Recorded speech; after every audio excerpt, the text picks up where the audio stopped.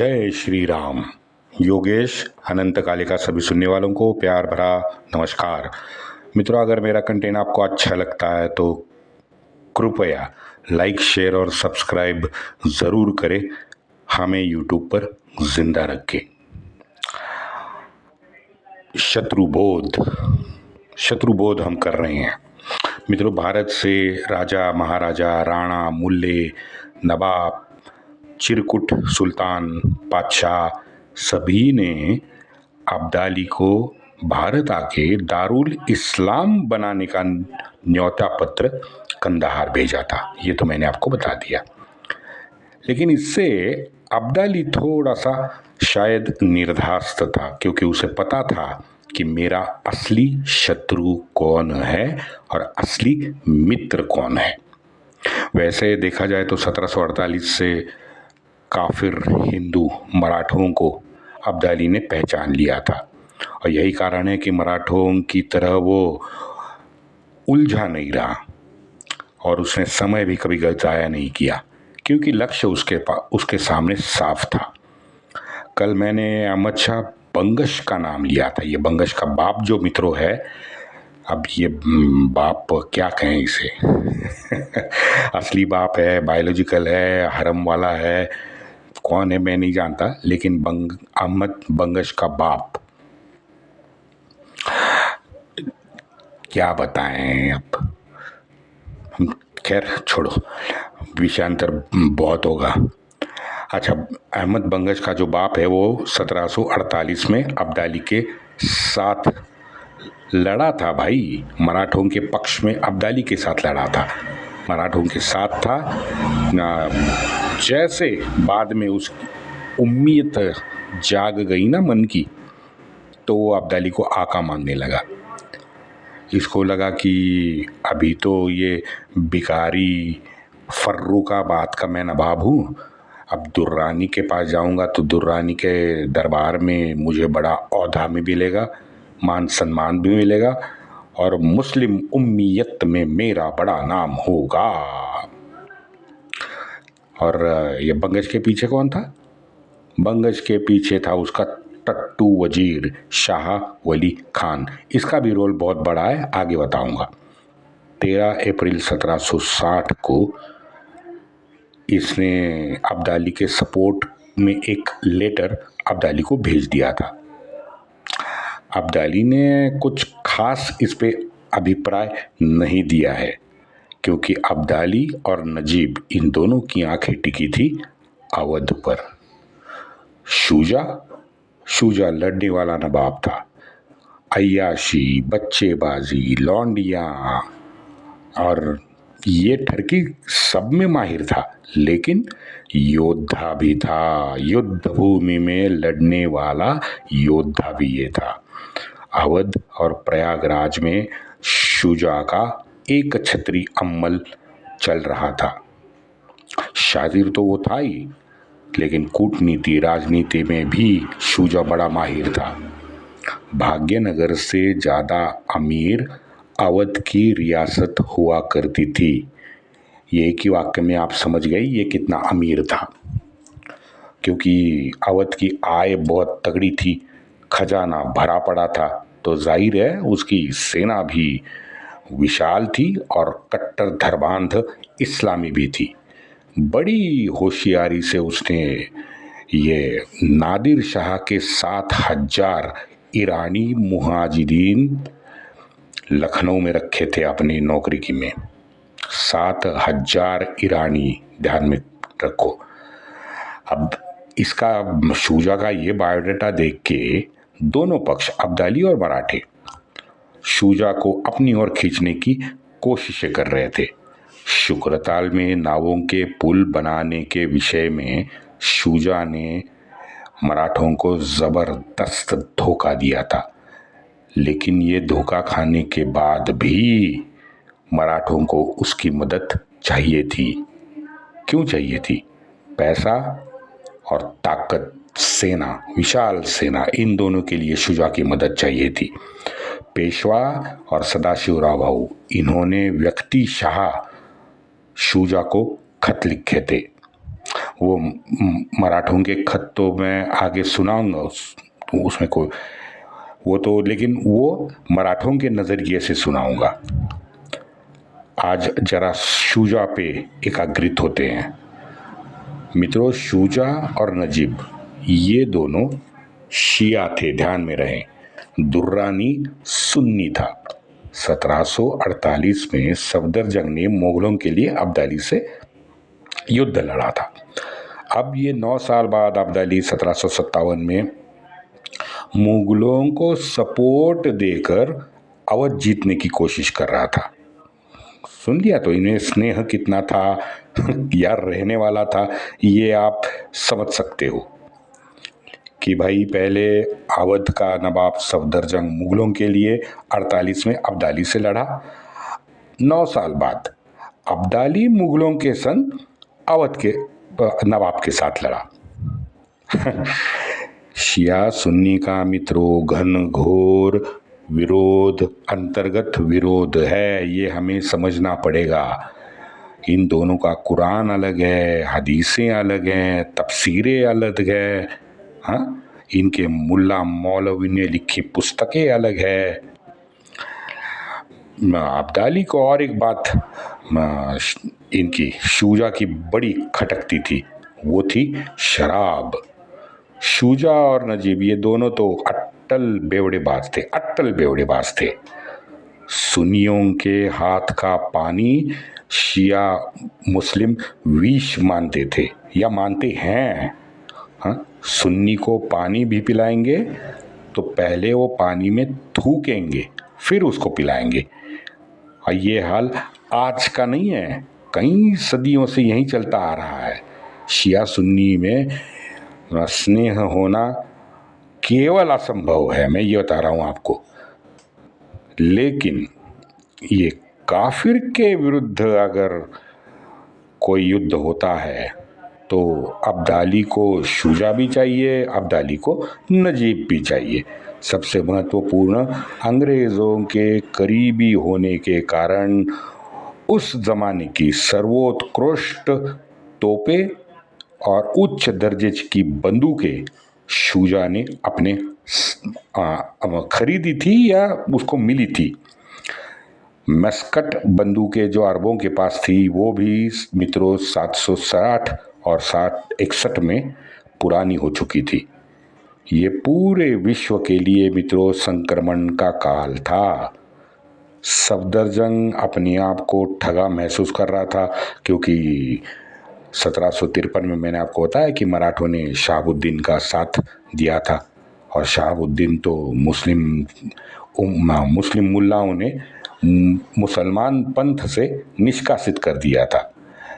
आज में अगर हम समग्रता से सोचे तो ये मराठों का मित्रों सही कदम था। लेकिन हमारे यहाँ पे जितने भी ये मुस्लिम परस्त, ये चाटुकार है ना, कथाकार, वामपंथी, इन्होंने शहाबुद्दीन को पूरा कूड़ा कचरा में फेंक दिया है। क्यों? क्योंकि एक मुल्लाओं ने उसे इस्लाम से निष्कासित किया था और 2 सुन्नी के खिलाफ था। हमारे यहाँ पे ज़्यादा भारत में बरेलवी सुन्नी की ज़्यादा सुनी जाती है, ये आपको ध्यान आया होगा। अगर नहीं है तो मैं बता दूं, आप चेक कर सकते हो। बरेलवी हो या देवबंदी हो, हाँ, मैं यही बार बार आपने सुना होगा कि मैं यही तो इंगित करते आया हूँ। ये मुल्लाओं को अधिकार किसने दिया? जनता ने दिया। ना तो वो अल्लाह है ना नबी है। मित्रों, यही वो सुन्नी मुस्लिम वर्चस्ववाद है जो भारत में फैला है, जो तलवार दिखा के सबसे ज़्यादा भारत और बांग्लादेश और पाकिस्तान में फैलाया इन लोगों ने। आप गूगल सर्च करो, मक्के में शुरुआती दिनों में मात्र 96 धर्मांतरित मोमिन बन गए थे, मात्र 96। और मदीने में देखो, मदीने के बाद में तो इस्लाम विश्व भर फैला ना। किसके कारण? डर दिखा के, तलवार के जोर पे फैला भाई।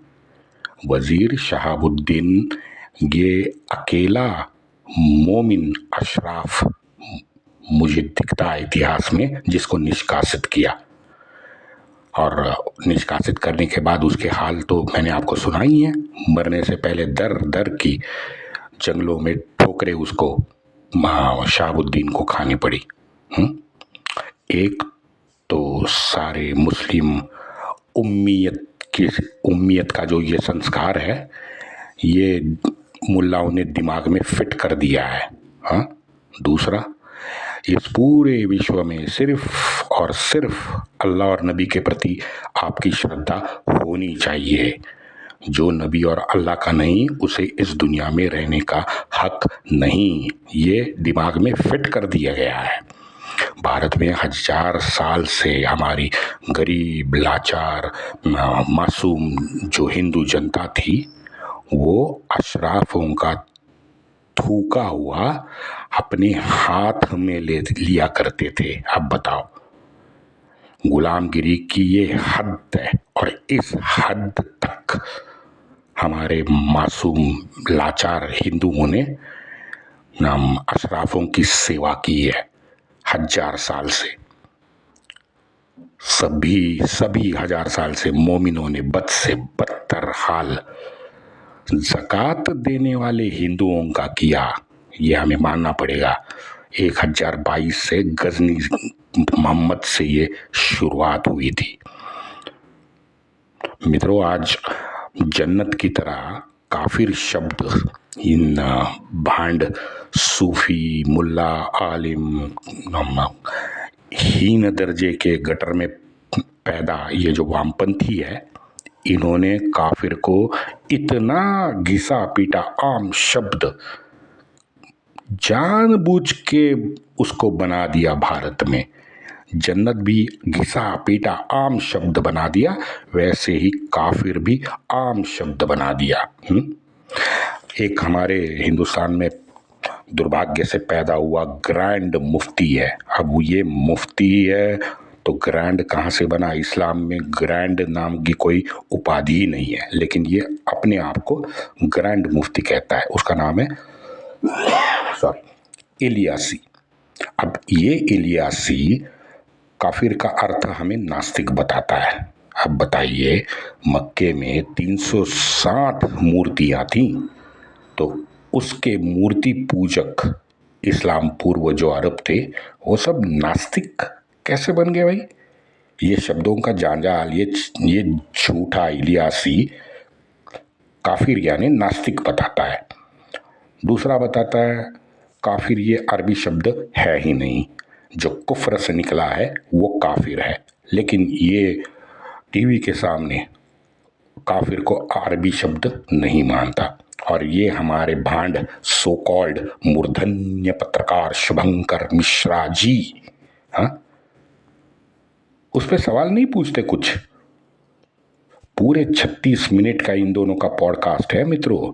हाँ, शुभंकर प्रिकॉशन लेता है कि कहीं ये फर्जी इमाम मुझसे नाराज ना हो, ना मुझसे इमाम या इस्लाम के बारे में गुस्ताख ही ना हो।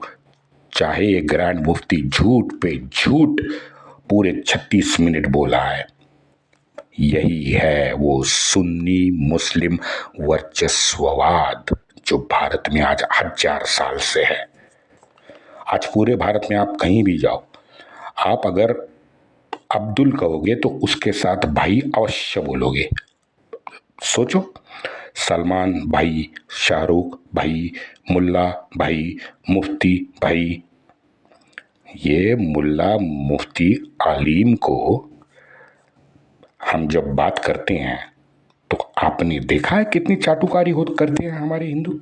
आज भी करते, प्रचंड आदर भाव से वार्तालाप उनके साथ करते हैं। अरे ये सब झूठे जाहिल लोग होते हैं। अब क्या बताएं, लेकिन हमारी हिंदू मानती नहीं है। अब ये उनको जो आदर मिलता है मुफ्ती आलिम मुल्लाओं को, क्यों मिलता है भाई? ये है सुन्नी वर्चस्ववाद जो भारत में फैला है। अब ये विषय इतना गहरा और पेचीदा है कि भाई मैं 10 घंटे भी आपसे बोल सकता हूँ। गोविंदराव से जब भी सूजा मिला है उसका भाव वही मुस्लिम वर्चस्ववाद का रहता था। अब गोविंदराव भी कोई सामान्य हिंदू तो था नहीं, है ना। उस टाइम मराठे भी ताकतवर थे, तो गोविंदराव ने अपना उसको एटीट्यूड दिखाया होगा, तो हमारे शूजा सर नाराज हो गए। हाँ, तो तुरंत यहाँ के जो मुल्ला है और मुल्लाओं के थूक चाटने वाले जो फर्जी हिंदू है ना, वो गोविंद पंत को अत्यंत कमजोर, नासमझ, मध्यस्थ उन्होंने कहा है। आप बताइए, सफदर के समय में मराठे तीर्थ क्षेत्र मुक्ति का विषय लगातार अवध से उठा रहे थे, सफदर हो या शूजा हो। जो 1000 साल में किसी हिंदू राजा ने आज तक क्यों नहीं उठाया भाई? मराठों ने हमेशा उठाया है, इन्होंने नहीं उठाया। और जिन्होंने उठाया, 2-4 लोग हैं ऐसे जिन्होंने उठाया इसमें गतकाल में क्या कहते हैं, उनको चुप कराया गया। अब ये पुण्य श्लोक अहिल्याबाई होलकर हमारी, इन्होंने तीर्थ क्षेत्र विकसित किया, ये तो हमने पढ़ा है, ये मानते भी हैं और वो आदर का भाव भी माता के सामने रखते हैं।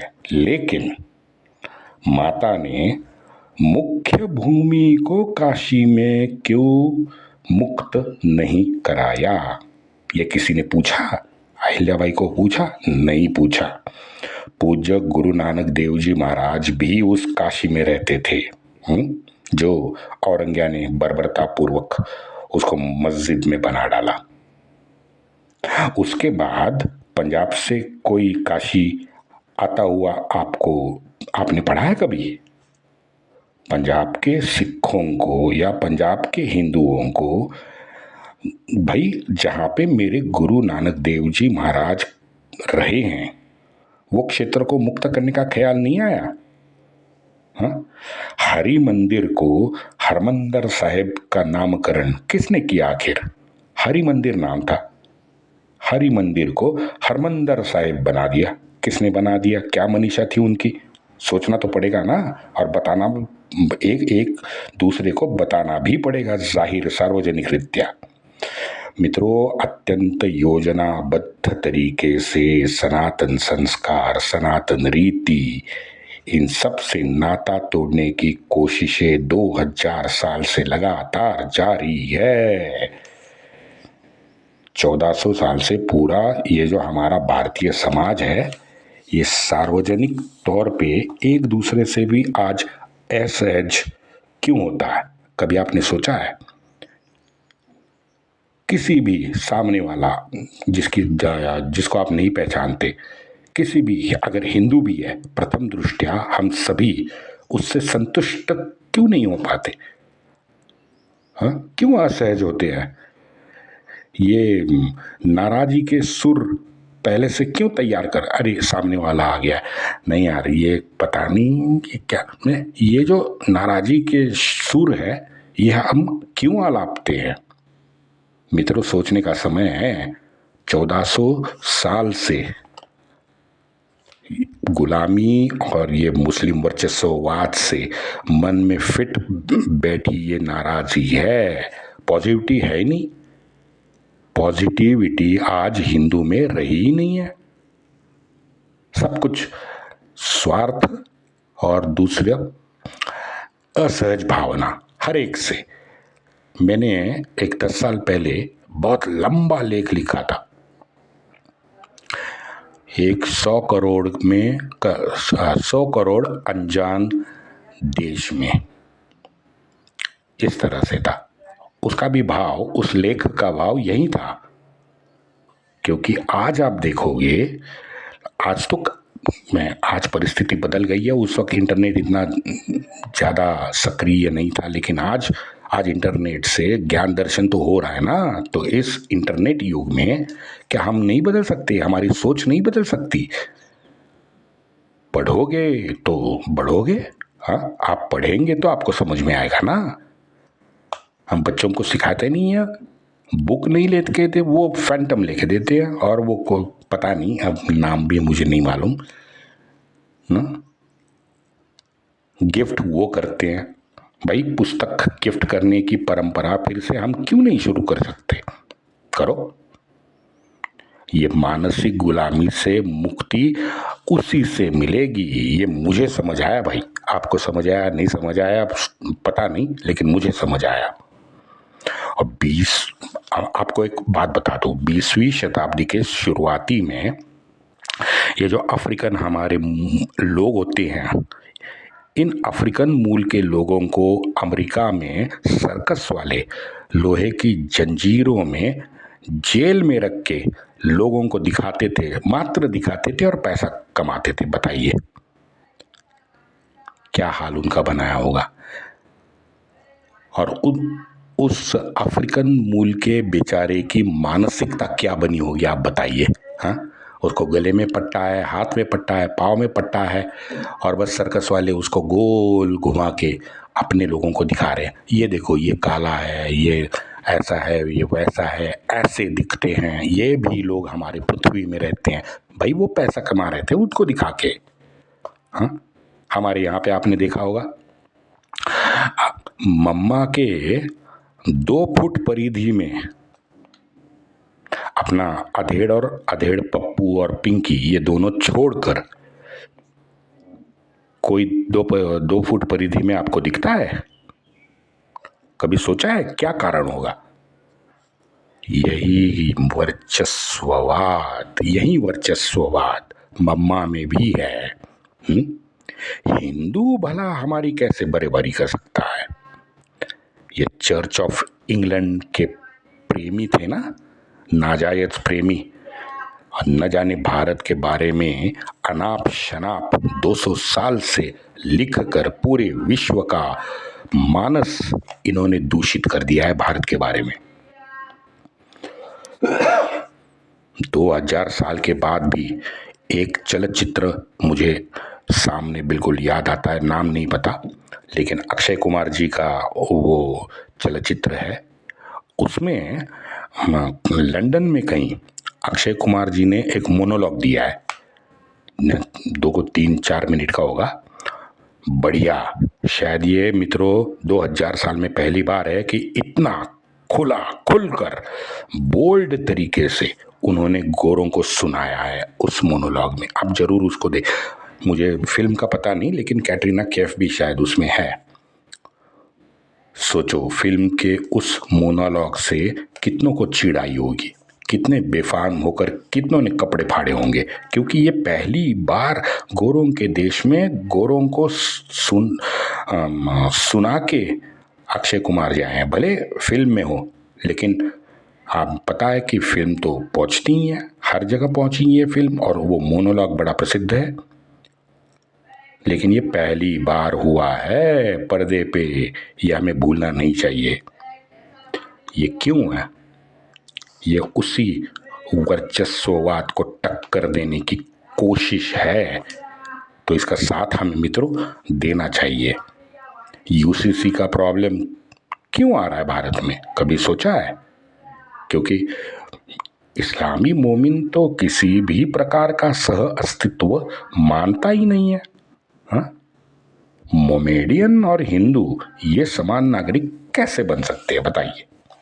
और यही मूल विद्वेष के कारण है जो लगातार 2000 साल से हमारे यहाँ पे छिपाने की कोशिश की है।